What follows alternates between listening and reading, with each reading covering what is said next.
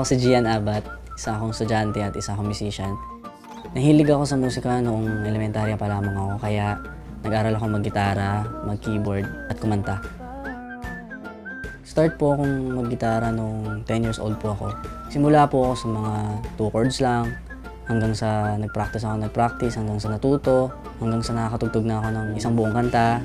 Ayun po, kasalukuyan po akong tumutugtog po sa mga bars, mga birthday, wedding, marami pa pong iba. Simula po nung nalaman kong may sakit yung mom ko, dun ko po naisipang ibenta yung mga extra gitara ko. And dun ko po naisipang itry din po yung OLX.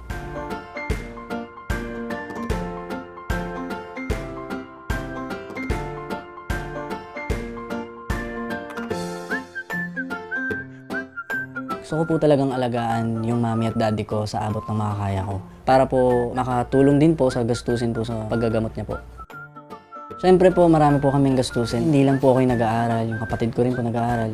At ngayon, inaengganyo ko na po siya mag-OLX dahil extra income din po sa amin. Masaya pong maging musikero, pero hindi po tuloy-tuloy yung pasok ng pera. Kaya nag-iisip po ako ng iba't ibang paraan para po makapagbigay sa kanila.